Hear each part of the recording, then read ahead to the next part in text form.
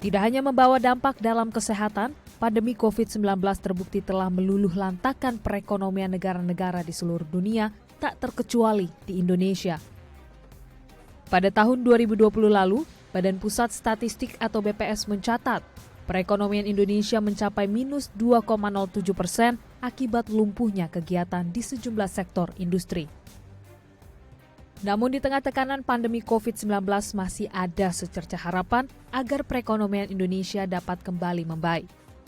Melalui program vaksinasi COVID-19 yang dicanangkan pemerintah, diharapkan mampu membawa pemulihan ekonomi Indonesia kembali tumbuh hingga 5%.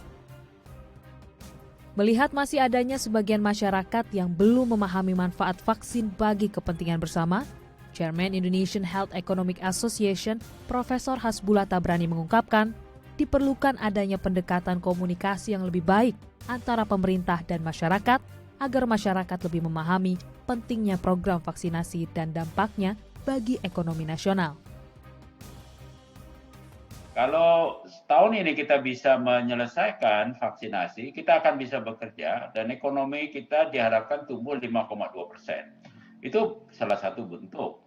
Secara umum, untuk berbagai vaksin, kajian-kajian di dunia menunjukkan bahwa investasi vaksin $1 itu bisa menghasilkan keuntungan ekonomi $4.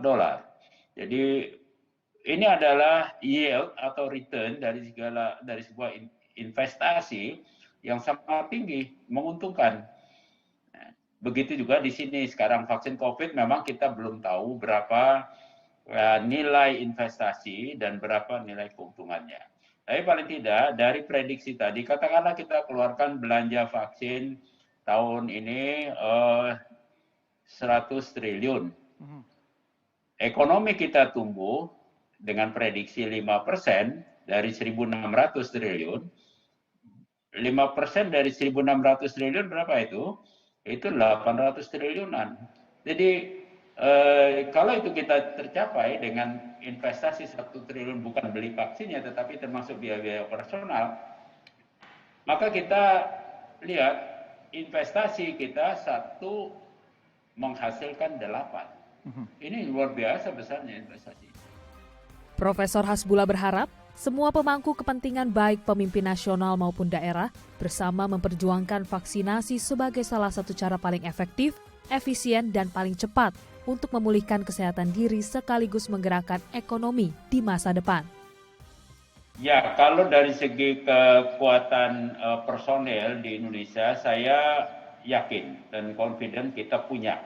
Kenapa? Vaksinasi ini bukan hal baru. Kita sudah melakukan vaksinasi sejak 50 tahun yang lalu dari cacar, polio, BCG, DPT. Sehingga tenaga-tenaga di lapangan yang mampu melakukan vaksinasi tersedia. Problemnya adalah suplai vaksinnya yang barangkali tidak mudah kita dapatkan pada waktu yang kita inginkan dengan jumlah yang kita inginkan. Kenapa? Karena ini dalam kondisi pandemi. Semua negara butuh vaksin, ya.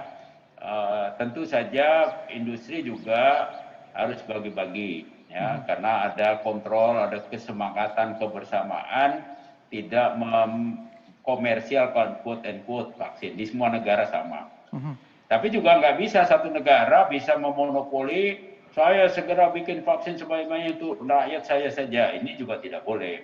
Maka adalah itu vaksin COVAX yang bersama-sama untuk menjamin negara-negara yang kurang beruntung, mungkin ekonominya kurang, nggak punya produksi vaksin sendiri, tetap mendapat bagian. Hingga saat ini, Indonesia telah memiliki 40 juta stok vaksin COVID-19 dan ratusan juta dosis yang sudah terjadwal akan dikirimkan dalam beberapa waktu ke depan.